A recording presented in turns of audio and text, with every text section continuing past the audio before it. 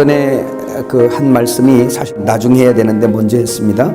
하나님 말씀 보겠습니다. 마태복음 13장 31절에서 33절의 말씀 같이 볼까요? 시작. 또 비유를 들어 이르시되 천국은 마치 사람이 자기 밭에 갖다 심은 겨자씨 한 날 같으니 이는 모든 씨보다 작은 것이로되 자란 후에는 풀보다 커서 나무가 되매 공중의 새들이 와서 그 가지에 깃들이느니라. 또 비유로 말씀하시되 천국은 마치 여자가 가루 서말 속에 갖다 넣어 전부 부풀게 한 누룩과 같으니라. 아멘. 우리가 지금까지 씨 뿌리는 비유와 그리고 가라지 비유를 통해서 천국이 오지 않은 이 땅에 천국이 어떻게 세워지는가, 이런 것의 말씀을 들었습니다.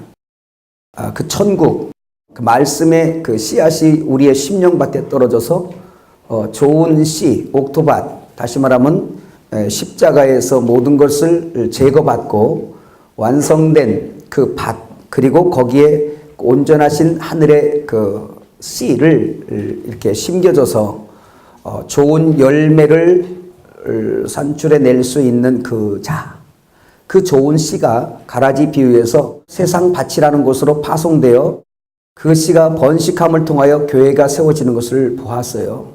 그러나 그 교회가 세워지는 데 있어서 당연히 이 교회가 그냥 아무 문제 없이 성장하지 않는다는 걸 우리가 보았습니다. 세 가지 밭의 어떤 괴로움, 그런가 하면 그 곡식 가운데 덧뿌려지는 가라지, 그 가라지가 엉겨 붙어서 참으로 곡식을 괴롭히고 그 가라지를 통해서 참 알곡은 더욱더 알곡되기 위하여 바로 그 생명이신 그리스도를 부여잡고 또 거기서부터 계속 공급받아 천국이 완성되는 개인 천국, 그 다음에 교회가 부르짖어 주님을 더욱더 그분을 의지하고 포도나무이신 그분에게 붙어서 그분의 진액을 받아 빨아먹으며 그 열매를 맺으려고 몸부림치는 천국의 그 열정이 여기 있어요. 그죠? 그래서 천국이 커가는 거란 말이에요. 그런데 오늘 여기 지금 겨자씨 비유와 누룩 비유, 이거는 씨 뿌리는 비유 사이 속에도 뭘 넣으셨던 것처럼 오늘 이 두 비유는 가라지 비유를 주님이 설명을 하셨어요. 밖에서 설명을 하시고 집에 들어가서 해석을 해주신 겁니다. 근데 이 가라지 비유를 베풀어 주신 것과 해석하신 그 사이에 오늘 이 두 비유가 이렇게 가입되어 있는 겁니다. 그리고 이 두 비유에 대해서는 해석을 안 해주셨어요. 성경에는. 뭔지 이해가셨죠? 그렇다는 말은 이 비유, 천국 비유 자체가 7 비유에 다 이렇게 되어져 있는데 그 천국이 좋은 씨만 뿌려져서 좋은 것만 크는 게 아니다. 무슨 일 아시죠? 네. 자, 7 비유에 다 그런 개념으로 받아야 돼요. 여러분, 우리 생각에 뭐가 있냐면, 천국은 무조건 좋은 거니까, 천국은 좋죠. 맞아요. 근데 그 천국이 세워지는데 뭔가가 같이 끼어들어온단 말이에요. 그게 항상 있어요. 그래서 그물 비유가 결론이라고 그랬죠. 다 끌고 들어왔는데 천국이라고. 그래서 천국은 마치 하면서 이 그물과 같은 거예요. 그 끌고 들어와서 안에 갖다 놨는데 천국이면 다 좋아야 되잖아요. 근데 그게 아니라 그 속에 뭔가가 천국 아닌 것을 골라내야 되는, 그 하늘에서 천부가 심지 아니한 어떠한 것들을 다 뽑혀져야 되는 역사가 있더란 말이에요.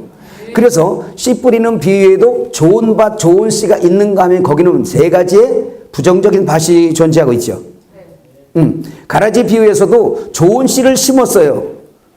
천국은 좋은 씨를 뿌렸어요. 누구 밭에? 제 밭에 갖다가 뿌렸습니다. 근데 거기다가 제 밭에 뿌린 씨만 있는 게 아니라 거기 뒷이어서 마귀가 뿌린 건데 그거는 제 밭이 아니잖아요. 남의 밭에다 갖다 뿌린 거예요. 그래서 그 천국 속에 뭐가 같이 자라고 있는 겁니까? 가라지가 자라고 있는 거예요. 그것을 오늘 우리는 천국의 성장도 보지만 그 천국의 성장 속에 부정적인 누룩도 있다라는 것을 한번 또 살펴보려고 하는 거예요. 이해가 가시면 아멘. 여러분, 마태복음 22장의 1절에서 14절에도 혼인잔치 비유가 나옵니다. 그 혼인잔치 비유에 처음 말씀할 때 천국은 이렇게 시작해요. 근데 하나님의 천국, 하나님의 통치해서 세워진 이 교회 안에는 이렇게 이해해도 좋습니다. 그러니까 그 천국 안에 다 예복을 입고 들어왔는데 예복을 입지 않은 어떤 사람이 들어와 있네요. 거기도 보니까 예복 입지 않은 자를 그걸 수족을 결박해서 뽑아내버리네요. 그래서 바깥 어두운 곳으로 내어 쫓겨나는 겁니다. 아웃사이더가 되는 거죠. 여기까지 이해가셨어요? 그러면 똑같은 공식으로 천국은 이 똑같은 공식 속에 오늘 마태복음 13장의 이 비유에서도 주님은 천국을 세우려고 씨를 뿌리고 그것을 확장 성장시켜 가는데 그곳에 우리가 생각하지 않는 정말 생각하기 싫은 어떤 부정적인 요소들이 껴있더라라는 얘기예요. 그렇다면 오늘 여기에 겨자씨 비유하고 누룩 비유에도 해석은 해주지 않았지만 천국의 비유가 이렇게 풀어진다라는 것을 좀 이렇게 감을 잡을 수 있겠네요. 그렇죠? 가라지 비유에 있습니다. 자, 여러분 보화 비유 우리 아까 들었죠? 보화 비유를 보니까 주님이 보화를 발견하고 가서 뭐를 샀어요? 밭을 사버렸어요. 그래서 제밭 만드신 겁니다. 밭을 샀는데 주님이 필요한 것은 밭이 아니라 그 밭은 모든 세상 아담 후손들이거든요, 다. 그리고 그들의 죄를 다 사해서 사놔버린 거예요. 근데 보세요. 그 중에서 천국의 비밀이 열리는 자들이 있죠. 그들에게 씨앗을 뿌리잖아요. 근데 거기에서 대사우로서 아까 얘기했잖아. 그래서 그 법계, 다시 말하면 예수님의 몸이 될 자, 생명이 담겨질 자, 그 담겨질 자, 그 보화를 발견했어요. 그것을 발견해서 다서 자기 소유, 십자가에서 다 팔아가지고 가서 물물교환, 장사한다는 거예요. 이따 이제 진주장사에서 나오는 건데, 가서 보화를 끌어내오고 밭은 어떻게 했을까? 밭을 가져왔어요, 안 가져왔어요? 안 가져온 거예요. 이 밭은 세상 밭인 거예요. 이 밭은 지금 주님이 샀지만 거기다 경작을 안 하는 불모지입니다. 이 땅은 버려버린 거예요.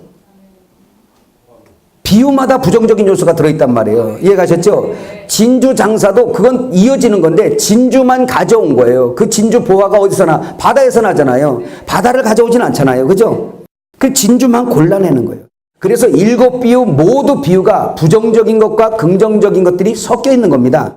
그래서 그의 결론으로 그물 비유가 뭐다? 쓸만한 고기는 그릇에 담고 못된 고기는 내어버리느니라 그랬어요. 이게 바로 결혼의 측면에서 성경이 많이 소개하고 있죠. 좋은 고기는 신부될 자고 나쁜 고기는 마귀 신부가 될 자들이고, 농사의 측면에서 보면 알곡과 가라지 얘기하는 거고, 그 다음에 건축의 측면에서는 건축 재료가 되는 자와 되지 아니할 자를 말씀하고 있는 거예요. 나라의 입장에서 보면 하나님의 백성과 백성이 아닌 자들이 갈라지는 거예요. 이게 지금 비유란 말이에요, 다. 여기까지 이해가셨어요? 그러면 오늘 비유는 거반 해결이 된 것입니다. 자, 겨자씨 한 알의 성장인데요. 31절에 보면 천국은 마치 사람이 자기 밭에 갖다 심은 겨자씨 한 알 같다라고 말씀하고 있어요. 그렇죠? 겨자씨에 뿌린 사람은 예수 그리스도고요. 제 밭은 세상입니다. 제 밭은 우리 자기 밭이잖아요. 자기 밭에 그 채소밭이잖아요. 채소밭에는 뭐가 나야 돼? 채소가 나야 되잖아요. 그 채전에 갖다가 뿌린 겨자씨 한 알 같다라고 얘기할 때 겨자씨를 뿌린 사람은 예수 그리스도로 등장하는 것이고요. 제 밭은 세상이고 여기에 겨자씨는 바로 뭐냐면 첫째는 그리스도가 씨잖아요. 그죠? 그 씨를 받은 사람들이 재생산해서 그 가는 사람들이 가라지 비유에서는 천국의 좋은 씨들이었잖아요. 그 사람들이 예수 그리스도 한 알의 밀알 같은 이 겨자씨 한 알로 시작되어진 이 씨가 제자들에게 들어가니까 그들이 좋은 씨가 되는 거예요. 또 비록 적은 씨앗이지만 저들이 세상에 가서 심겨지면서 오늘 계속 교회가 확장되고 성장되는 것을 말씀하고 있어요.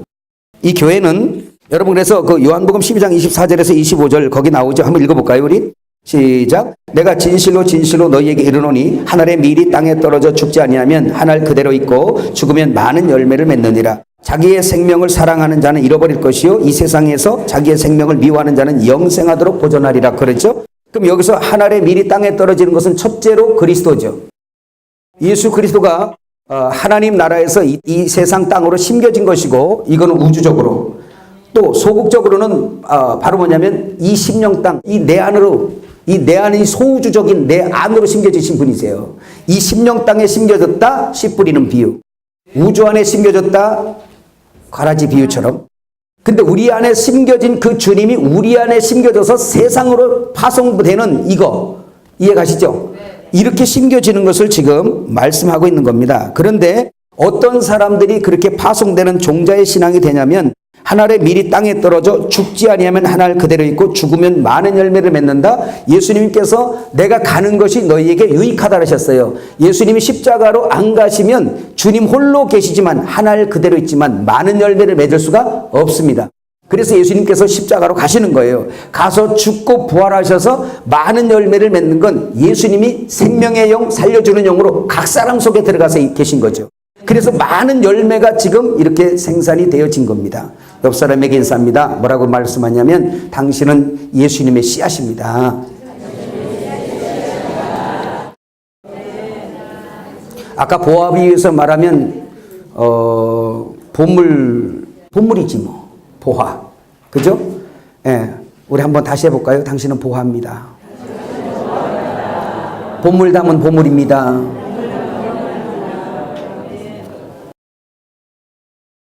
귀한 거예요. 보물 담은 보물. 어찌어찌 이렇게 사랑하셨나이까. 근데 보면 죽으면 많은 열매를 맺는다. 이 말은 바로 이번 비유에서도 우리가 시작되면서 배웠지만 타락한 나의 본성, 나의 의가 주님의 십자가에서 함께 못 박히는 역사. 그렇게 자기가 부인되어지고 자기가 죽어진 사람에게는 그리스도가 그만큼 죽은 만큼 나타나게 되어 있습니다. 죽은 만큼 나타난다는 얘기는 많은 사람들이 우리 안에서 그리스도의 어떠함을 본다는 거예요. 여러분 지금은 예수님이 안 계시잖아요. 육신으로 안 계시잖아요. 영으로 우리 속에 계시잖아요. 그 말씀이 육신되어 오셨던 주님을 볼 수 있었다는 것 있잖아요. 그러면 여전히 그 예수님은 육신을 찢어서 우리에게 주시고 우리가 그의 육신이 됐단 말이에요. 보물상자. 그러니까 우리를 보고 우리 안에 있는 예수님이 나타나야 되는데 우리를 보고 그 안에 있는 생명의 예수가 보여져야 된다는 거예요. 이게 보고 듣는 거예요. 또 우리 속에서 성령으로 말씀하시는 이 말씀이 나갈 때에 이걸 들음으로 복을 받게 돼 있어요. 그들이. 여러분들을 보고 예수님을 보고 듣고 복을 받은 것처럼 오늘 우리 안에 계신 생명이신 그리스도를 보고 들으며 본다는 것은 우리의 어떠함이겠죠? 삶의 어떠함이겠죠. 그죠? 그 다음에 듣는다는 건 뭐겠어요? 우리 속에 있는 생명의 말씀. 그 말씀을 들음으로 복이 있는 거겠죠. 그게 겨자씨의 번식입니다. 오늘 이 비유에서 이해가시죠? 그러나 죽지 아니하고 한 알 그대로 있으면 안 죽은 사람 번식의 열매를 볼 수가 없는 겁니다. 이 천국은 어떻게 확장되겠어요? 자, 여기 볼까요? 공식은 간단합니다. 어떤 방면으로 뭐 농사의 측면에선 무슨 측면에선 다든 똑같은 하나인데 그리스도가 심겨지죠.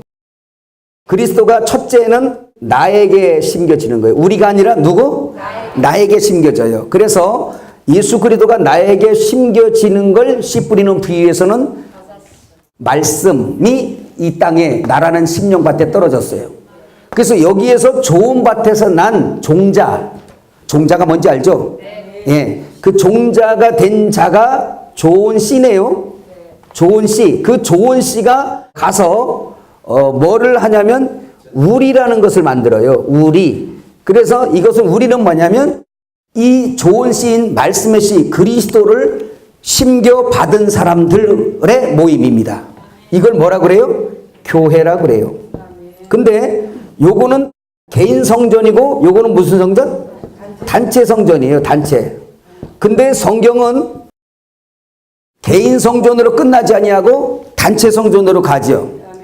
이겁니다. 그러니까 천국의 비밀을 정확하게 알고 그 코스를 가는 사람들은 예수 그리스도를 영접하여 받아들인 이후에 점점 이 속에서도 천국이 커요. 겨자씨가 크는 것처럼. 개인적으로 큰단 말이에요. 큰다는 얘기는 날마다 죽고 그리스도가 산다는 증거예요. 그래서 이걸 우리 기독교 교리에서 뭐라 그래? 두 글자로 성화라 그래요. 이거를 성장 자람이라 그럽니다. 이거를 사도 바울은 나는 날마다 죽는다 그랬어요. 날마다 죽은 만큼 예수 안에서 살아나는 부활의 역사가 있었던 거 믿으시기 바랍니다. 그 얘기는 그만큼 하나님의 형상이 회복되었다는 증거예요. 아멘. 그래서 이 겨자씨의 비밀은 개인적으로는 내 속에서 성장하고 크고 이 천국이 커서 그리스도의 장성한 분량에 이르러 이제 저를 보면 야 정말 예수님의 어떠한 방면을 보겠네. 예수님의 전체를 보는 게 아니에요. 왜? 우리는 다 보니까 지체니까. 그래서 저 사람 은사가 틀리고 저 사람 은사가 틀리고 저 사람 기능이 틀리고 다 틀리단 말이에요. 직분이 틀리고. 그래서 저를 보면서 주님의 어떠함을 보는 거예요. 전체를 보는 거 아니죠. 그죠? 예. 전체는 예수님이시니까. 그 교회죠. 그 교회에 보면은 주님의 여러 가지 은사가 다 드러나가 있는 거예요. 그거는 주님의 어떠함이세요. 깨달아지면 하면. 그래서 성경은 진짜 바로 성장한다, 진짜 신부의 비밀을 안다, 신랑의 비밀을 안다 라고 하는 사람들은 이 지금 누룩으로 부해지는 사람들이 아니라 머리이신 진리 주님으로 부해지는 사람들이에요. 그래서 거기에서 예수님과 연합하여 예수님과 연합되어진 사람들 속에 서로 거하고 그래서 서로 연하여지는 자들이에요. 아멘. 이게 뭔 말씀인지 이게 이해가 가나 모르겠네요. 옆 사람 손 좀 잡아보세요. 이렇게. 이렇게 연해지는 건데 손 잡았으니까 우리는 하나예요. 이게 아니죠. 사실은 내가 네 안에 네가 내 안에. 서로 우리는 방주의 송판 같은 거야. 송판과 송판이 사랑의 역청으로 발라져서 심판의 물이 들어오지 아니하도록 그래서 우리는 다 지체라고 그랬단 말이에요. 아멘. 아 그만둬.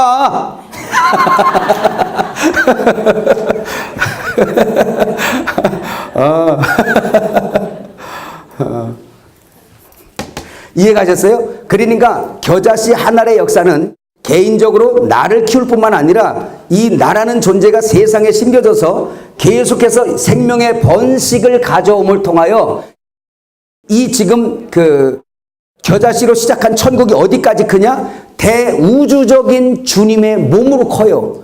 그것이 새 예루살렘 성입니다. 엄청나게 크는 거예요. 그 도표가 저기 있는가 모르겠어요. 있습니까? 창조 6일의 비밀. 있어요? 그게 그거예요. 창세기의 그 성경이 그렇게 배열된 겁니다. 이해가셨죠? 자, 이제 이것은 그래서 천국은 그분의 통치로 인해서 계속 천국이 확장되고 번식하는 것을 말씀하고 있다라는 걸 믿으시기를 바랍니다. 여러분 그 요한복음 1장 1절에서 5절 우리 30페이지 한번 넘어가 볼까요? 시작. 태초에 말씀이 계시니라. 이 말씀이 하나님과 함께 계셨으니 이 말씀 곧 하나님이시니라. 그가 태초에 하나님과 함께 계셨고 만물이 그로 말미암아 지은 바 되었으니 지은 것이 하나도 그가 없이는 된 것이 없느니라. 그 안에 생명이 있었으니 이 생명은 사람들의 빛이라. 빛이 어둠에 비치되 어둠이 깨닫지 못하더라. 그러니까 아까도 말씀했지만 이 생명의 말씀, 하늘의 생명의 씨, 이거는 예수 그리스도가 이 세상에 오시기 전에는 없었던 씨앗입니다. 그러니까 그 씨앗이 심겨짐으로 인하여 천국이 시작되는 거니까 예수님 오시기 이전에는 천국이 있었다 없었다? 없었어요. 다만 천국이 온다라고 계속 선지자와 율법이 계속 소개하는 거예요. 그 천국은 하늘의 통치를 갖다 천국이라고 하니까. 그러니까 하늘이 진짜 내려오셔야 되잖아요. 그 생명의 씨. 아멘. 그 씨가 이렇게 내려와서 여기서 심겨지면서 천국이 시작되는 거란 말이에요. 그 천국이 어떻게 소개되냐? 겨자씨같이 작게 시작했지만 이것이 아주 나물이지만 커서 나무처럼 돼서 새들이 가서 깃들 만큼 어마어마하게 커질 거다. 이 말씀이 어디서 왔는지 마가복음 4장 26절에서 32절 한번 볼까요? 시작. 또 이르시되 하나님의 나라는 사람의 씨를 땅에 자라되 어떻게 그리 되는지를 알지 못하느니라. 땅이 스스로 열매를 맺되 처음에는 싹이요 다음에는 이삭이요 그 다음에는 이삭의 충실한 곡식이라. 열매가 맺으면 곧 낫을 대나니 이는 추수 때가 이르렀음이라. 또 이르시되 우리가 하나님 나라를 어떻게 비교하며 또 무슨 비유로 나타낼까? 겨자씨 한 알과 같으니 땅에 심길 때는 땅 위에 모든 씨보다 작은 것이로되 심긴 후에는 자라서 모든 풀보다 커지며 큰 가지를 내나니 공중의 새들이 그 그늘에 깃들일 만큼 되느니라. 아멘. 자, 그래서 이렇게 커진다라는 말이에요. 자, 그런데 제가 아까 말씀을 드렸지만 이 비유가 가라지 비유 사이에 끼워 있다고 그랬잖아요. 그리고 7 비유 전체가 긍정과 부정을 함께 갖고 있다고 그랬죠. 저는 이걸 생각하면서 가장 첫 번째로 먼저 생각하는 것은 천국의 성장은 맞아요. 아까 설명했죠. 자, 그리스도의 씨로 작게 시작해서 교회로 있다가 교회에서 어디로? 새 예루살렘 성 대우주적인 예수님으로 도로 되는 거예요. 십자가에서 살과 피를 나눠줘서 우리가 먹고 우리가 그분의 살이 돼버린 거잖아요. 그분의 몸. 교회는 그분의 몸이라며. 예수님의 몸이라며. 아멘. 그러니까 우리가 십자가에서 주님이 찢어주신 걸 다시 몸으로 삼는 거예요. 이걸 대우주적인 몸으로 만드시는 거란 말이에요. 또 이것도 한번 합창해야 될까요? 옆 사람에게. 예수님의 몸입니다. 지체입니다. 아멘. 법궤입니다. 보물상자입니다. 보물 담겼습니다. 뭘 더 바라십니까? 거기까지. 자, 그런데 저는 오늘 여기서 이것을 덧붙인 게 있어요. 세 가지 밭이 씨 뿌리는 비유에 있고 가라지 비유에 그 좋은 씨 외에 나쁜 씨, 가라지가 있는 것 같이 또 그물로 모았는데 거기에 못된 고기가 섞였던 것처럼 천국도 분명히 작은 것으로 심어서 이렇게 확대되는 것은 오케이, 맞습니다. 그러나 여기에서 저는 이런 생각을 또 한번 해봤어요. 왜 하나님은 굳이 많은 비유가 있는데 왜 여기다가 누룩이라는 것을 가지고 성장에다가 맞춰놨을까? 성경에 공중나는 새도 거의 이게 영적으로는 나쁜 쪽으로 많이 이용하죠. 그죠? 그 다음에 성경에 누룩을 좋게 표현한 데 있어요, 없어요? 하나도 없어요. 다만 오순절날 떡 2덩이를 하나님 앞에 흔들어 드리는 게 있어요. 그것은 유대인과 이방인을 예표하는 2덩이 떡입니다. 근데 그 오순절날 드려지는 그 떡은 아직까지 이 속에 아직 뭐가 있다는 거예요? 죄가 아직 있다는 거예요. 누룩이 아직 섞여 있다는 거예요. 그래서 오늘 교회 생활 40년은 뭐냐? 누룩 제거하는 것이 신앙생활이에요, 우리가. 이걸 흙털기라고 제가 말씀드린 겁니다. 이해 가셨어요? 예. 또 실상이 그래요. 뒤에 이제 보겠지만 예수님의 씨로 시작된 이 교회가 이제 누룩으로 부풀어 가지고 요한계시록 2장 3장까지 가면 그 누룩이 막 보여요. 이해 가셨습니까? 한번 조금 볼까요? 우리 또 다른 측면에서 한번 이 성경을 보는 것입니다. 나무 되어버린 나물. 자, 여러분 보세요. 원래 겨자씨는 뭐죠? 이 말씀을 들을 때 여러분 다른 생각하지 마세요. 일단 성장에 맞춘 건 맞다. 뭐라고요? 맞다니까요. 성장. 천국이 작지만 이렇게 큰다. 지금 이거예요. 이거 맞는데 여기서 우리가 7 비유가 전체 풀어지는 맥락, 그 다음에 가라지 비유 사이에다가 넣은 이것을 보면서 왜 하나님은 그런 것을 넣었을까라는 생각을 하면서 자, 일단 겨자씨 비유에서 겨자씨는 원래 뭐예요? 나물이죠? 나물이에요. 사람이 먹을 수 있는 나물이에요. 나무가 되면 먹어 못 먹어? 못 먹어요. 그러니까 새들이 와서 깃든다라는 것을 한번 보면서 한번 우리 넘어가 보면 31페이지. 지금은 이제 긍정적인 게 아니라 부정적인 측면을 한번 보고 있는 겁니다. 자, 마태복음 13장 4절 한번 읽어볼까요? 시작. 뿌릴새 더러는 길가에 떨어짐에 새들이 와서 먹어버렸고 라고 하면서 오늘 7 비유 중에도 씨 뿌리는 비유에서는 새를 뭘로 봐요? 악한 것. 마가복음 4장 15절 시작. 말씀이 길가에 뿌려졌다는 것은 이들을 가리킴이니 곧 말씀을 들을 때 사탄이 즉시 와서 그들에게 뿌려진 말씀을 빼앗는 것이요 라고 말했어요. 그래서 교회 안에 새들이 깃들어 있는 거, 예루살렘 성전에 새가 깃들어 있죠. 그러니까 새도 거처가 있으되 그러는 거예요. 그 악한 공중것에 잡은 자가 주님의 신부, 주님의 여자인 예루살렘 성에 뭐 한 거예요? 침투해 들어온 거예요. 그렇죠?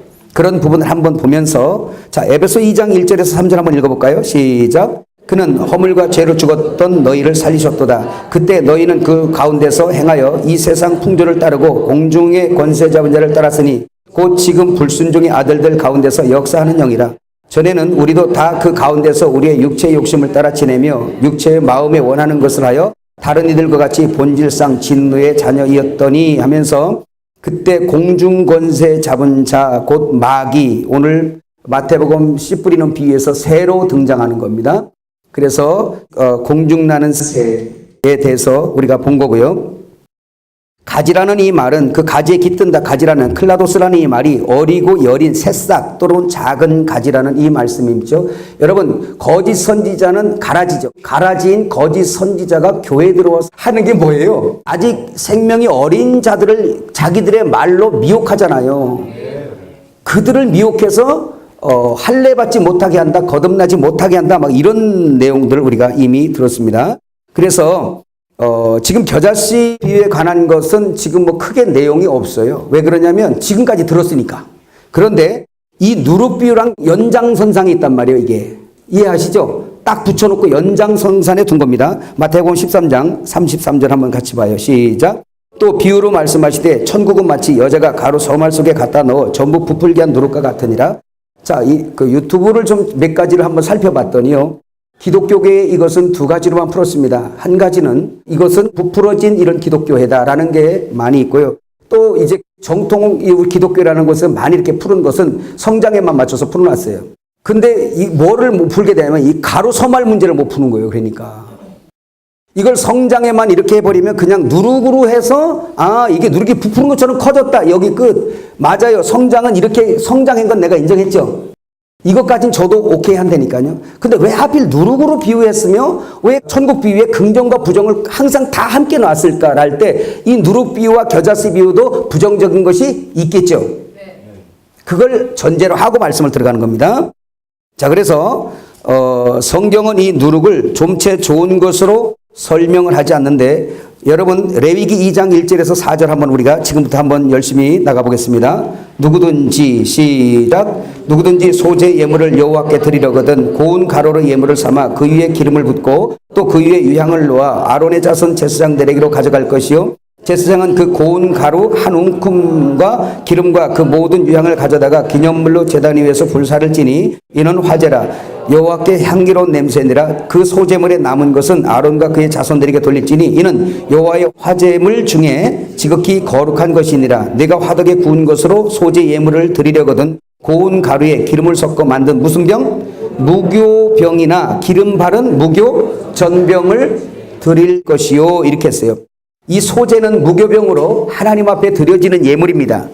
이 소제 예물을 드릴 때 누룩을 섞는다 안 섞는다? 안 섞죠. 섞으면 안 됩니다. 그래서 이 말은 무슨 말이냐면 이런 거예요. 여기서 지금 소제로 드려지는 거 이게 지금 이렇게 이해하시면 돼요. 하늘의 미랄이신 주님이 땅에 심겨진 것처럼 양식 측면에서 보면 십자가에서 갈아져서 우리의 양식이 되신 분이세요. 그럼 그걸 먹었더니 우리가 주님이 드실 양식이 된 거 이해하셨어요? 여러분 엘림에서 이제 지금 계속 공부를 하신 분들은 알겠지만 요한복음 6장은 주님이 무교병으로서 우리의 양식으로 된 거예요. 그래서 구약의 제사장들의 양식이 무교병인 겁니다. 이해가셨어요? 그러니까 예수님은 누룩 섞이지 않는, 다시 말하면 죄가 없는 그런 순수한 무교병 떡. 이걸 자세히 설명하려면 시간이 가니까 이미 많이 들은 분들이 계시니까 요한복음 6장엔 하나님이 우리의 양식이세요. 아버지가 인치신 산떡. 그 양식을 우리에게 주셔서 나에게 무교병을 주어서 나로 무교병이 되게 하시기를 원하시는 거예요. 그런데 요한복음 4장에는 주님이 우리 양식 얘기하는 게 아니고 내가 주님의 양식의 측면을 말씀했어요. 예수님께서 사마리아 여인하고 대화하고 있을 때 예수님의 제자들은 시장에 갑니다. 가는 이유가 뭐죠? 예수님이 드실 양식 구하러 갔어요. 이게 천국에 제재된 자들의 사명입니다. 시장에 양식 사러 갔다 왔어요. 와가지고 예수님에게 선생님 라삐어 식사하세요 라고 그랬더니 아주 제자들이 땀볼볼 흘리 갔다 왔는데 힘 빠지는 말씀을 하셨어요. 나는 너희가 알지 못하는 또 다른 양식이 있다. 누가 벌써 먹을 것을 갖다 드실 것을 갖다 드렸나? 라고 말했어요. 그랬더니 예수님 뭐라고 그래요? 내 양식은 아유 주여 우리 이게 지금 우리가 죄 짓기 전에는 이런 상태가 아니었었어요. 읽읍시다. 저 요한복음 4장 빨리 펴보세요. 상태가 안 좋아진 거지 우리가. 저도 막 생각이 그러네요. 요한복음 4장 빨리 펴봅시다. 아이고, 이런 거 다 달달히 어떤 건데 왜 이렇게 잊어먹는데요? 자, 34절 시작. 예수께서 이르시되 나의 양식은 나를 보내신 이의 뜻을 행하며 그의 일을 온전히 이루는 이것이니라. 너희는 넉 달이 지나야 추수할 때가 이르겠다 하지 아니하느냐. 그러나 나는 너희에게 이르노니 너희 눈을 들어 밭을 보라. 희어져 추수하게 되었다라고 말씀하죠. 그래서 거두는 자가 이미 싹도 받고 영생에 이른 열매를 모으나니. 그래서 거두는 자, 천국의 제자된 서기관들은 이미 싹을 받았어요. 여러분 이미 싹을 받았습니다. 이것을 저 포도원 농부에 비해서 여러분에게 비유풀이해서 해줬어요. 이 싹이 뭐냐? 영생이었다라는 거예요. 하늘나라 천국을 유업으로 받은 거예요. 영생, 그분의 통치를 받은 겁니다. 이걸 영생을 받은 자, 그 싹을 받은 사람들이 나가서 영생에 이르는 열매를 모은다니까요. 아멘. 예, 이거 얘기하는 거예요. 근데 이 양식이 뭐냐면 이 양식은 이제 주님의 양식을 말하는 거예요. 너희가 알지 못하는 또 다른 양식이 내가 먹을 거, 그게 진짜 그거야. 그게 뭐냐? 아버지께서 내게 하라고 명하신 그 뜻을 이루는 거. 그게 뭐냐? 전도였단 말이에요. 많은 영혼들을 끌어다가 내가 너희의 양식 된 것처럼 너희가 내 양식 되라. 왜 그러냐? 결혼하려고. 너 나를 먹어서 내가 네 속에 있지, 나도 너를 먹어야 네가 내 속에 있어. 먹어야 속으로 들어가잖아요. 그래서 나는 네 안에 거하고 너는 내 안에 거하여 연합하여 하나를 이루자. 이게 결혼이다. 이게 너랑 나랑의 관계다. 이거 말씀하신 거예요. 먹는 게 일이라니까. 먹는 게 주님도 드셔야지. 그래서 전도하는 것은 주님의 시장기, 주님의 배고픔을 해결해 주는 분들인 거예요. 주님이 지금 허기지셨어요. 아직도 그냥 등짝에 붙으셨나 봐요. 계속 전도해 오래요. 양식 좀 가져오래요. 옆 사람에게 한번 해봅시다. 주님 시장길을 달래드립시다.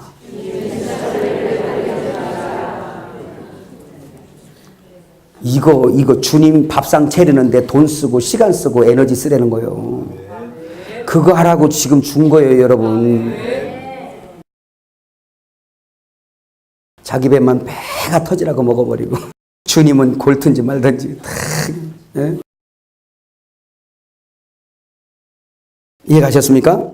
그래서 일단 주님은 무고병, 우리도 하나님 앞에 드려지려면 누룩 섞이지 아니한 무교병이어야 한다는 겁니다. 그 다음에 가로 서말이라는 것을 한번 이제 조금 한번 볼까요? 자, 본문에 가로 서말이 나옵니다. 이제 수사학적으로 성경 해석 원리를 적용하면 여러분이 알고 있듯이 1이라는 숫자는 뭐를 의미하죠? 하나님, 유일하신 하나님 1. 이건 뭐 다들 신학에서 공통적으로 여러분이 많이 생각하는 겁니다. 자, 2라는 숫자는 성부, 성자라는 숫자로 많이 이해를 하죠. 그 다음에 3이라는 숫자는 성부, 성자, 성령, 삼위일체 하나님을 여러분이 생각하죠. 그죠? 그렇습니까? 네. 그렇다면 오늘 여기에 가루는 소재인데 말씀이에요. 말씀, 주님 자신이란 말이에요. 이 가루 소말이. 삼위 하나님의 말씀, 진리 얘기하는 거예요. 떡. 그래서 거기 한번 볼까요? 창세기 18장 6절에 자, 한번 읽어봐요. 시작. 아브라함이 급히 장막으로 가서 사라에게 이르되 속히 고운 가루 세 스아를 가져다가 반죽하여 떡을 만들라고. 자, 이것은 지금 여기에 부지 중에 천사를 대접한 건데 여호와를 대접하는 것과 같은 거죠. 그죠? 그럴 때 떡 세 스아, 떡 드실 양식, 그러니까 하나님이 드실 양식, 떡 세 스아 이런 것처럼 바로 그런 말씀 3이라는 숫자를 지금 집중하는 것입니다.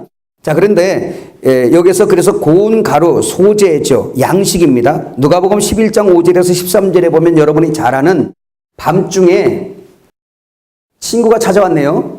이 친구가 지금 배가 고프네요. 그래서 이 친구가 자기하고 친한 친구 누구? 하나님이죠. 그죠? 예수님이죠. 사실. 그래서 그 친구에게 가서 밤중에 가서 떡 세 덩이를 구하는 거예요. 친구여 떡 세 덩이만 좀 빌려주라. 떡 세 덩이만 좀 빌려주라. 아, 2덩이도 좋고 1덩이도 좋고 10덩이 주고 기왕이면 한광줄이 다 주시지. 그게 아니라 떡 세 덩이만 좀 주라. 이것은 삼위 하나님의 진리의 말씀으로 우리가 이해가 돼야 돼요. 아멘. 방법이 없어요. 이거 풀을 방법이. 그래서 그 진리의 말씀, 양식, 성경이 말할 때 이렇게 비유로 말할 때 그 비유가 여러분 육신의 양식 얘기했겠어요? 여러분 그거 말씀하시고자 한 거예요? 그건 아닌 건 알지? 그러니까 이건 지금 그 떡 빌리러 가는 사람들이 우리여야 한다는 거예요. 그걸로 친구를 대접하고 그걸로 구제하라는 거예요. 자, 마태복음 7장 우리가 말만 했는데 한번 돌아가 봐요. 성경 펴보세요. 마태복음 7장 1절부터 한번 볼까요? 자, 시간이 많이 가니까 부지런히 읽어봅시다. 시작.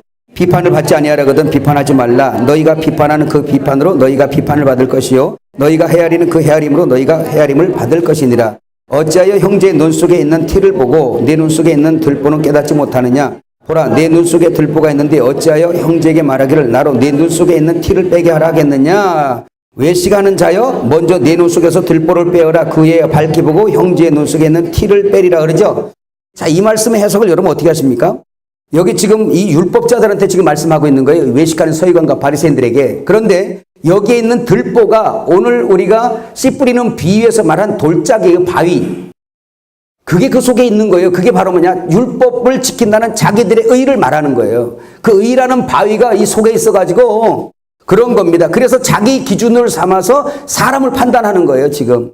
그걸 가지고 지금 율법을 듣고 자기를 판단해야 되는데 그 율법을 지킨다는 그 의의 바위가 이 속에, 들보가 이 속에 있어요. 근데 이걸 가지고 들보가 뭐예요? 이거 가로지르는 저거 집 짓는데 그거 얘기하는 거예요. 근데 티하고 들보하고 이게 뭐예요? 에? 지금 네 속에 이 들보가 들었다. 그 죄가 율법을 지킨다는 너 스스로 지킨다는 의가 들어있다. 그거 얘기하는 거죠. 근데 주님이 뭐라 그래요? 외식하는 자여. 네 눈 속에 있는 들보를 먼저 빼라. 그 얘기는 빼요 못 빼요 이 사람들? 못 빼요. 못 빼요. 스스로 못 빼요. 누가 와서 빼줘야 돼요. 누가? 예수님의 의 앞에서 자기가 거꾸로 지고 자기는 아무것도 아님을 발견하고 자기는 주님 앞에 없음인 존재라는 것을 깨달아 알아서 주여 내가 의에 줄이고 목마릅니다. 당신의 의가 필요합니다라고 교체가 돼야 돼. 이게 주인이 받게 된단 말이에요. 신랑이 받게 된단 말이에요. 믿어지면 아멘. 그 다음에 무슨 말씀하냐면 6절부터 보세요. 신기해. 이런 말씀을 해요. 시작. 거룩한 것을 개에게 주지 말며 너희 진주를 돼지 앞에 던지지 말라. 그들이 그것을 발로 밟고 돌이켜 너희를 찢어 상하게 할까 염려하라. 자, 그 다음에 나오는 말씀이 이거죠. 지금 이거 거룩한 것이 뭐예요? 진리죠. 그죠? 네. 자, 그 다음에 7절. 구하라 그리하면 너희에게 주실 것이요 찾으라 그리하면 찾아낼 것이요 문을 두드리라 그리하면 너희에게 열릴 것이니 구하는 이마다 받을 것이요 찾는 이가 찾아낼 것이요 두드리는 이에게 열릴 것이니라. 너희 중에 누가 아들이 떡을 달라 하는데 돌을 주며 생선을 달라 하는데 뱀을 줄 사람이 있겠느냐. 너희가 악한 자라도 좋은 것을 자식에게 줄 알거든 하물며 하늘에 계신 너희 아버지께서 구하는 자에게 좋은 것으로 주시지 않겠느냐라고 말씀했죠. 이거를 지금 누가복음에 가니까 좋은 것이 뭐였나 봤더니 성령이었어요. 성령이 누구죠? 예수 그리스도가 십자가에서 죽으시고 부활하신 주님이 성령으로 우리 가운데 오신 거란 말이에요. 은혜요 진리란 말이죠. 그러니까 여기서 구하라 찾으라 두드리라 뭔 얘기한 겁니까? 썩을 거 저녁 양식?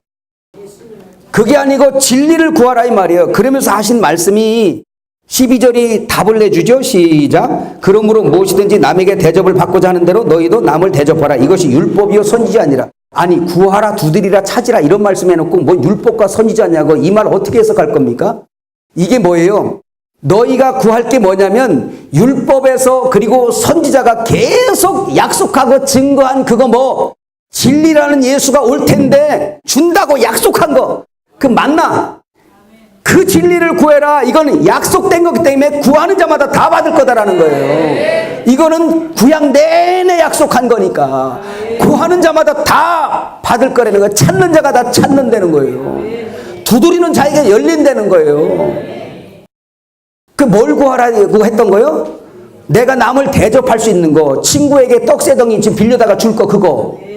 근데 구제를 뭘로 구제하래? 너희 마음에 있는 것, 속에 있는 것으로 구제하라 그랬잖아요. 속에 있는 게 뭐요? 받은 그 진리, 받은 그 은혜, 받은 예수. 그거 전해라는 거예요. 그거 먹어야 영생에, 그거 먹어야 죽질 않아요. 지금 빵 한 덩어리 주는 거 그거는 그냥 자동으로 따라가고 주는 거고. 속옷 달라면 겉옷까지 주세요. 그게 뭐예요? 예수의 의잖아요. 그걸로 입혀야 영원히 부끄러움 당치 않지. 이거 하나 갖다 입혀도 조금 있으면 다. 그러니까 산상수훈이 뭔 얘기하는지를 새롭게 알아야 돼요. 너무너무 말씀을 오해하고 있는 거죠. 주님이 의도하신 그 말씀의 그 진의를 오해하고 있는 거예요. 그러면서 하시는 말씀이 좁은 문으로 들어가래요. 좁은 문. 그게 무슨 문이에요? 진리의 문이에요. 세상 나의 의의를 추구하는 건 넓어요. 나를 위해서 살아라 해보세요. 여러분 얼마나 좋은. 그러나 좁은 문은 뭐냐? 십자가의 길을 들어가서 그분과 연합되어서 주님의 진리로 연합되어 그 진리의 길을 걸어가는 건 이 지옥에 천국이 세워지는 것 같이 핍박과 박해가 있어요. 누구도 가기 싫은 길이죠. 좁은 길을 가래요. 근데 넓은 길을 가는 자들이 있네요. 그 15절부터 나오는 게 뭐예요? 거짓 선지자들이에요. 그러니까 이 넓은 길로 인도하는 목자가 되면 안 된다라는 걸 기억하시길 바랍니다. 그러니까 여기에서 지금 떡 3덩어리 구한 것은 진리의 양식, 구하라 구하라, 이거 진리의 양식, 삼위 하나님의 말씀을 구하라라는 말씀이라는 거 믿어지길 바랍니다. 근데 누룩에 의해 부풀려진 이 가로서말이라는 제목을 거다 뒀는데요. 누룩이라는 이 말은 쥐매, 발효, 효모인데 은유적으로는, 영적으로는 도덕적인 부패란 뜻입니다. 이해가시죠? 근데 출애굽기 12장 15절 한번 읽어보세요. 시작. 너희는 이래 동안 무교병을 먹을지니 그 첫날에 누룩을 너희 집에서 제하라. 무릇 첫날부터 7째 날까지 유교병을 먹는 자는 이스라엘에서 끊어지리라는, 끊어지는 거죠. 여기서 7일은 주님의 시작부터 끝입니다. 절기를 공부해보면 이게 나와요. 지금 절기 공부할 수 없잖아요. 그래서 그 절기 6월절부터 저 장막절까지 가면요, 6월절에 그 무교병을 먹은 자들이 그 예수님 장막절 주님의 몸 안에 들어가요. 예루살렘 성전에 들어간다고. 여기까지 이해 가셨어요? 그러니까 끝까지 제사장은 뭐가 양식이 돼야 돼? 그의 음식이 뭐예요? 무교병이에요. 우리가 무교병이 돼야 또 주님도 우리를 잡수세요. 여러분, 여기 누룩은 지금 죄를 말씀하고 있잖아요. 그죠? 레위기 2장 11절 한번 더 읽어봐요. 시작. 너희가 여호와께 드리는 모든 소제물에는 누룩을 넣지 말지니 너희가 누룩이나 꿀을 여호와께 화제로 드려 사르지 못할지니라 라고 말씀하고 계세요. 그래서 첫째로 무교병은 하나님의 양식으로 드려지고요, 제물이 되고, 둘째는 제사장의 양식입니다. 그래서 주님도 무교병을 드시고 우리도 무교병을 먹어야, 제사장도 무교병을 먹어야 그분이 머리가 되고 내가 그분의 몸이 돼서 하나가 되는 거예요. 이걸 다른 표현으로 말하면 흙털기라고 그랬잖아요. 흙털기를 다 맞춰야 보석궁전으로 가니까. 어찌하여 아이고 주여 소리가 나오는고. 염려하지 마소서. 우리를 시작하신 이가 마무리하실 것이니까. 우리가 제사장인 거 아시죠? 베드로전서 2장 9절 시작. 그러나 너희는 택한 신 족속이요 왕같은 제사장들이요 거룩한 나라요 그의 소유된 백성이니 라고 하니까 교회는 제사장입니다. 이 제사장은 누룩을 먹으면 안 된다. 그 다음에 이 누룩이 또 뭔지 마태복음 16장 11절 시작. 어찌 내 말한 것이 떡에 관함이 아닌 줄 깨닫지 못하느냐. 오직 바리새인과 사두개인들의 누룩을 주의하라 하시니 그제서야 제자들이 떡의 누룩이 아니요 바리새인과 사두개인들의 교훈을 삼가하라고 말씀하신 줄을 깨달으니라. 그러니까 이 바리새인들은 마귀에게 조종받으면서 그들의 입에서 있는 말들이 뭐예요? 다 이 가라지 뿌리는 자들이잖아요. 거짓말, 가루서말, 이 진리의 말씀을 뿌리는 게 아니라 뭘 뿌려요? 그 가루서말을 오히려 씹어 삼키고 분리하는 파리사이오스라는 그 말이잖아요. 그런 걸 뿌리고 다닌단 말이에요. 그래서 이 가라지 이단들은 이 파괴시키는 일을 해요. 이게 주님의 몸인 말씀으로 되어진 몸을 어떻게 자기들의 말로 파괴시키고 분리시키는 일을 한단 말이에요. 자꾸. 여러분 고린도전서 5장 6절에서 8절 한번 또 읽어볼까요? 시작. 너희가 자랑하는 것이 옳지 아니하도다. 적은 누룩이 온 덩어리에 퍼지는 것을 알지 못하느냐. 너희는 누룩 없는 자인데 새 덩어리가 되게 하여 묵은 누룩을 내버리라. 우리의 유월절 어린 양 곧 그리스도께서 희생되셨느니라. 이러므로 우리가 명절을 지키되 묵은 누룩으로도 말고 악하고 악의에 찬 누룩으로도 말고 누룩이 없이 오직 순전함과 진실함의 떡으로 하자 그랬어요. 자, 지금 이 고린도전서 5장 이 말씀이 어디에서부터 나왔냐면 주님의 초대 교회에, 이 교회 안에 자기의 친모인지 서모인지는 모르겠지만 어머니를 성폭행한 자가 이 교회에 다니고 있어요. 그렇죠? 근데 그 지금 고린도 교회 목사가 누군지 잘 모르겠어요. 아시나요, 여러분? 글쎄, 이걸 못 내쫓은 거예요. 성경은 그런 일이 있을 때 한 사람이 가서 회개하도록 권해라. 안 되면 두 사람을 데리고 가서 증참케 해라. 그래도 회개하지 않으면 교회에다가 말해라. 교회의 말도 듣지 아니하거든 뭐라?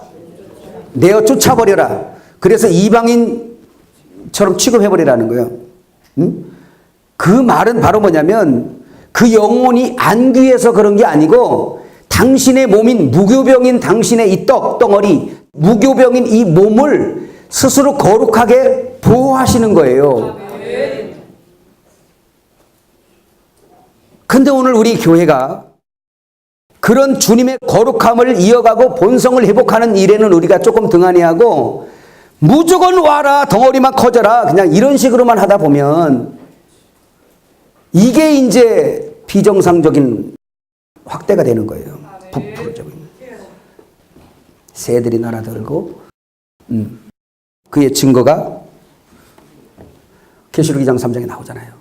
주님의 바라시는 뜻이 뭔지 데살로니가전서 5장 21절에서 23절 한번 볼까요? 시작. 범사에 헤아려 좋은 것을 취하고 악은 어떤 모양이라도 버리라. 평강의 하나님이 친히 너희를 온전히 거룩하게 하시고 또 너희의 온 영과 혼과 몸이 우리 주 예수 그리스도께서 강림하실 때 흠없게 보존되기를 원하노라. 아멘. 그 다음에 이 누르기 율법 시대는 어떻게 들어왔는가? 마태복음 15장 3절, 여러분 34페이지입니다. 한번 볼까요? 시작. 대답하여 이르시되 너희는 어찌하여 너희 전통으로 하나님의 계명을 범하느냐? 자, 15장 6절에서 9절 시작. 그 부모를 공경할 것이 없다 하여 너희 전통으로 하나님의 말씀을 폐하는도다. 외식하는 자들아, 이사야가 너희에게 관하여 잘 예언하였도다. 일렀으되 이 백성이 입술로는 나를 공경하되 마음은 내게서 멀도다. 사람의 계명으로 교훈을 삼아 가르치니 나를 헛되이 경배하는도다 하였느니라 하시고 그랬어요. 그러니까 첫째, 유대교인들의 누룩은 주신 율법에다가 사람의 계명을 섞어 넣어버린 거예요. 이걸 누룩이에요. 이제 사람의 계명이 들어옴을 통해서 율법이라는 이 하나님의 말씀 형상이 우그러져 버린 거예요. 이해가시죠? 그게 왜 그러냐? 그 누룩이 들어오면서 하나님의 형상을 파괴시켜 버리는 겁니다. 누룩은 죄라고 그랬죠? 죄는 하나님의 형상을 파괴시켜 버려요.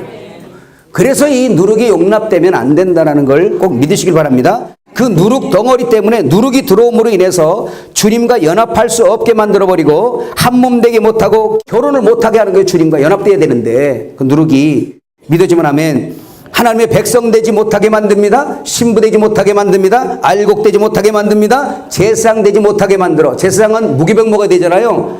누룩을 먹음으로 해서 제사장 역할을 못하게 만든단 말이에요. 그래서 특별히 우리 죄종들은 참 진리를 자꾸 캐먹는 것은 엄청나게 중요하다. 아멘. 그걸 꼭 마음에 새겨주시길 바랍니다. 자, 오늘 우리 참 교회에도, 우리 교회에도 누룩이 있을 수 있습니다. 그 교회가 세상에 있다 보니까 세상과 동화되는 걸 말씀하고 있습니다. 그래서 세상의 논리가 들어오고, 여러분 그걸 계시록 2장 3장에 거기 다 이야기하고 있어요. 여러분 우리 초대교회 역사 잠깐 보게 되면 아까 말씀드렸죠. 초대교회의 그 거룩한 떡 속에 여러분 이제 그 가톨릭 시작되면서 암흑기 오죠. 그게 바로 뭐냐면 세상 누룩이 교회 안에 들어와 버린 거예요. 그러다 보니까 세상 누룩이 들어와 버리니까 세상 권력과 교회 권력이 하나 돼 버린 거예요. 자, 여러분에게 분명히 말씀드렸지만 예수님의 제자들마저도 천국을 오해했기 때문에 예루살렘으로 올라가니까 이제 우리 주님 왕으로 세워지겠구나. 좌측 우측 이제 우리 하나씩 이제 하겠구나. 기대하고 그냥 시큰듯대고 올라갔단 말이에요. 근데 그 나라가 그렇게 세워지는 거, 세상의 권력 구조, 세상의 어떤 그런 힘의 구조로 그 나라가 세워지는 줄 알았던 예수님의 제자들은 그 좌우의 자리가 탐났던 겁니다. 저 하늘 얘기한 거 아니에요. 그 사람들은요. 그거 못 봤어. 그냥 이거 얘기하는 거예요. 로마를 뒤집어서 이제 예수님이 왕 되고 자기들이 이제 좌의정 우의정 하겠다. 이런 논리로 생각한 거예요. 그런 힘의 논리, 힘의 구조로 이 나라, 하나님 나라가 세워지겠다고 생각한 거예요. 그래서 그걸 미리 막 올라가기, 예루살렘 들어가기 전에 막 청한 거예요. 그 자세히 읽어보세요. 그렇게 돼 있습니다. 근데 예수님은 거기서 천국, 하나님의 나라가 어떻게 세워지는지를 다시 재조명해 주는데요. 뭐라 그래요? 너희가 내가 받을 세례를 받을 수 있느냐? 내가 마실 잔을 마실 수 있느냐? 이건 뭐냐? 해석하면 이거. 얘들아, 내 나라는 있잖아. 세상처럼 그런 권세로 세워지는 게 아니라 너희가 세우는 게 아니라 내가 죽어서 너를 섬겨야, 하나님이 섬겨야 섬김으로 세워지는 나라가 천국이야. 그래서 예수님이 죽음으로 섬긴 거야, 우리를. 이해 가셨어요?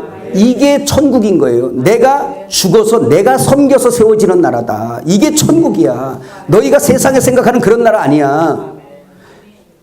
그런 나라가 천국인데, 이 지금 로마 가톨릭이 뭐 했어요? 우리 지금 기독교 오기 전에 세상과 하나 되니까 세상 권력 구조가 교회 안으로 들어와 버리니까 교회 권력이 얼마나 세졌는지요. 왕을 갈아치워버리고 막 이런 난리라는 거예요. 그러면서 그 세상 권력과 하나 되어서, 예수님 시대 때도 그랬잖아요. 로마 자기네 왕이 로마 가이사래, 유대교회가. 그러니까 하나 된 거죠. 근데 로마 가톨릭이 또 하나 되니까 그를 통하여 참 무교병들을 얼마나 죽여버렸냐고요. 성장은 무지하게 했지요. 가톨릭이 무지하게 커져, 세계적으로 커졌죠.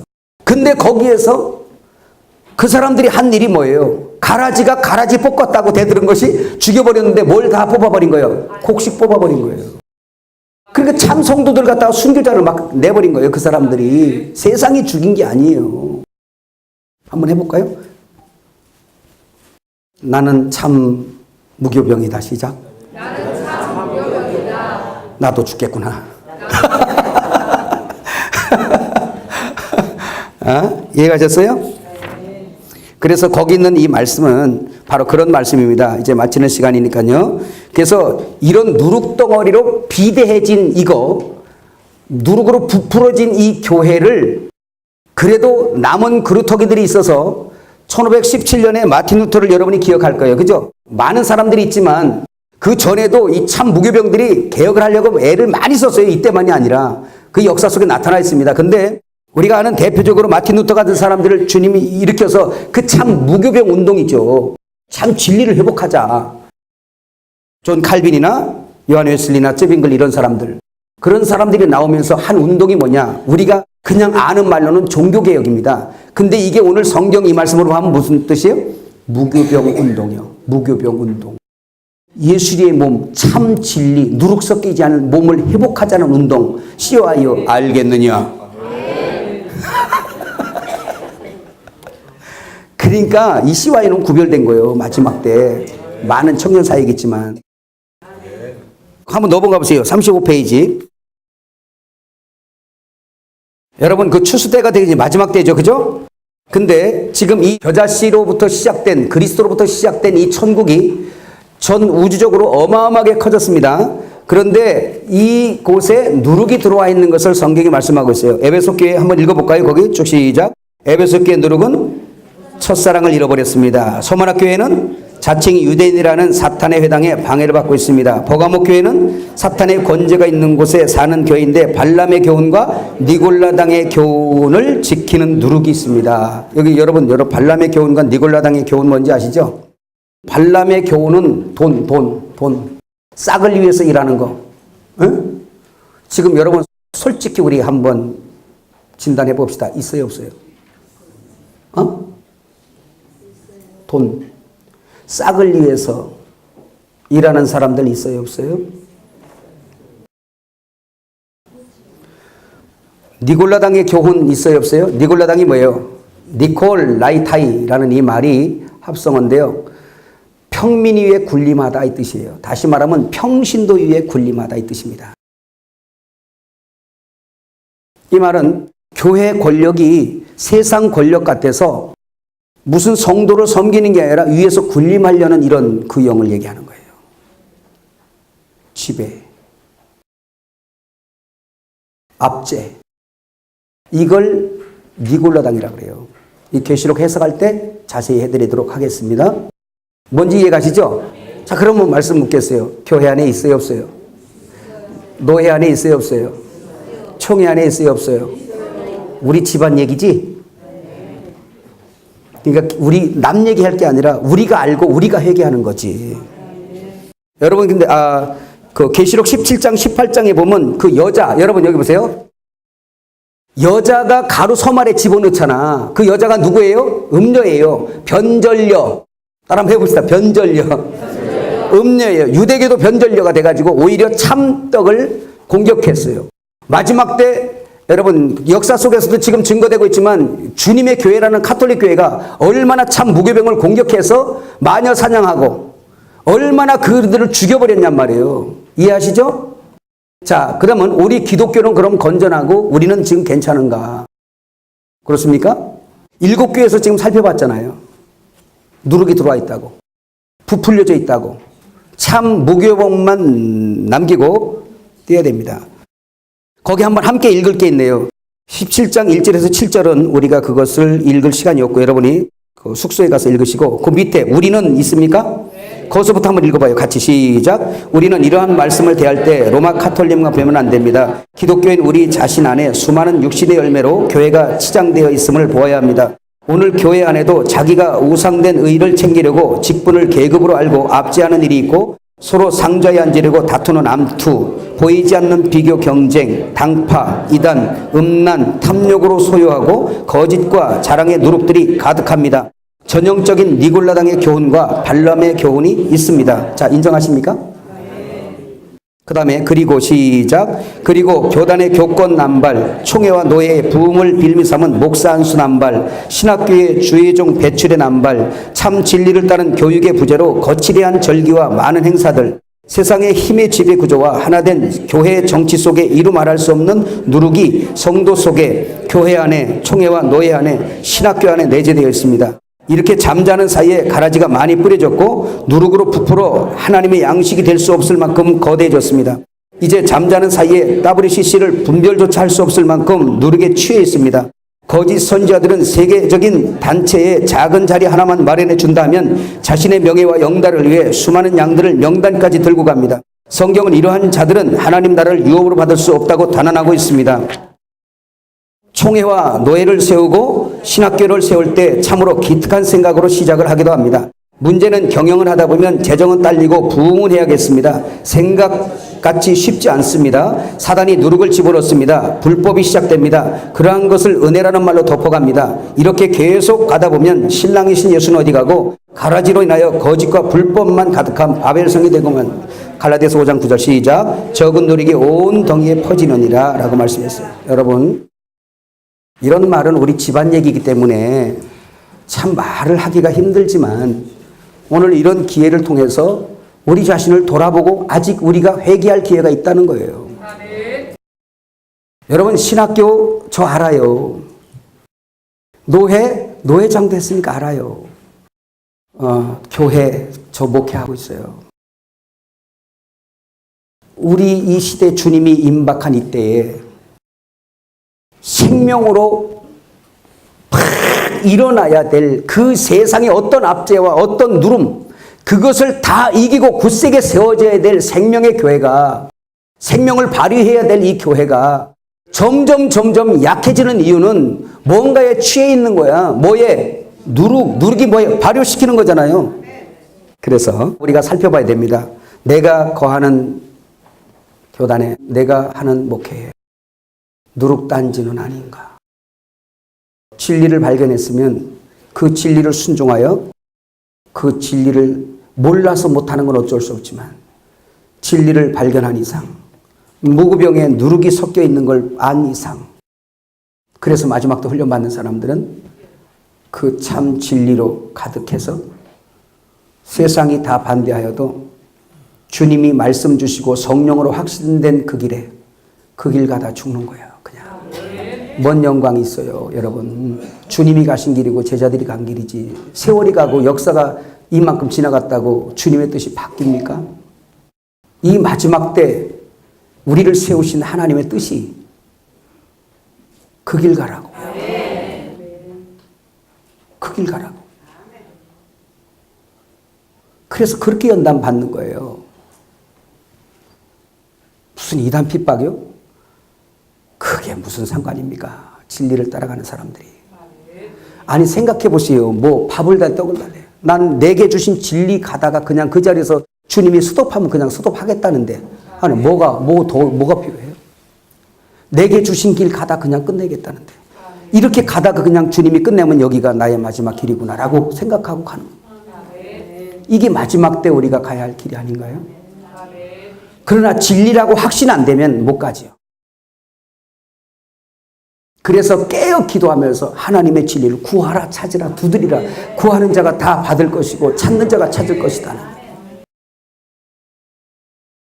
이렇게 되어진 상태에서 이제 사실 어떻게 보면 어떻게 손대지 못할 만큼 부풀어 있단 말이에요. 누가 한 사람이 어떻게 할 수 없을 만큼 부풀어져 있어요. 제가 교회를 보고 부정적으로 말하지 마세요. 저도 우리 교회고 우리 집안이에요. 이것을 그렇게 말하고 싶은 사람이 아니에요. 그러나 진리를 중심으로 해서 지금 말씀을 드리는 겁니다. 그래서 잘 가는 사람들이 무슨 이유가 있겠어요. 그러나 이런 것들이 진리를 받아보니 야 이런 것들이 드러나네. 그럴 때 우리 자신도 그렇고 우리 교회도 그렇고 우리의 교단도 그렇고 우리 기독교도 그렇고 우리 자신을 진리로 발견해서 아멘 거기에서 잘못된 건 자꾸 떼어내는 이건 훈련을 해야지. 이것이 우리가 마지막 때 가야 될 길 아닌가요?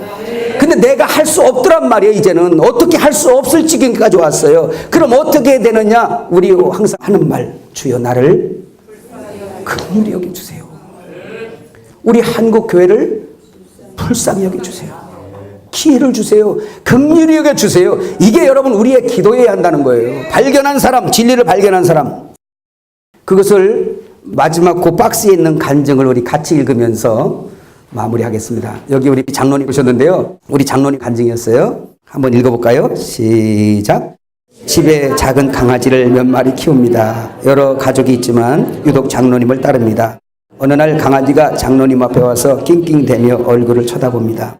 자세히 보니 강아지들이 들로 뛰어다니고 놀다가 털에 가시와 진드기 풀이 잔뜩 붙어 떨어지지 않습니다. 강아지는 혼자서 애를 많이 썼을 것입니다. 할 수 없는 자기를 발견하고 주인에게 와서 주인의 얼굴을 애타게 바라보며 낑낑댑니다. 그리고 모든 것을 해결해 줄 것을 믿고 허리가 휘도록 꼬리를 흔들어댑니다. 장로님은 앉아서 하나하나 떼어냅니다. 감사함을 표현하듯 장로님께 자기의 몸을 맡기고 가만히 있습니다. 모든 것을 해결받은 강아지는 장로님 앞에서 이리 뛰고 저리 뛰며 즐거워합니다. 그리고 장로님을 많이 사랑해서 집을 나갈 때나 들어갈 때 제일 먼저 달려옵니다. 장로님이 집을 나설 때면 함께 따라가고 싶어 안달이 납니다. 집에 가라고 돌을 던져도 한참을 따라오다가 아쉬운 듯 바라보다가 집으로 돌아갑니다. 교회 안의 누룩은 이제 우리가 어찌할 수 없을 만큼 부풀어 있습니다. 성도들의 마음도 세상의 욕심으로 부풀어져 감사를 잃어버리고 있습니다. 스스로 치료할 수 없습니다. 가시로 덮여진 강아지가 주인 앞에 가서 자기의 모든 몸을 맡기니 해결되어 자유하게 되는 것과 같이 우리는 주님께로 돌아가야 합니다. 어떻게 하려 하지 말고 나의 이 상태 그대로 가지고 주 앞에서 긍휼을 구해야 합니다. 주께서 사랑의 손길로 나의 속에 돌과 가시와 엉겅퀴를 거두어 주시고 은혜로 덮어 구원하여 주실 것입니다.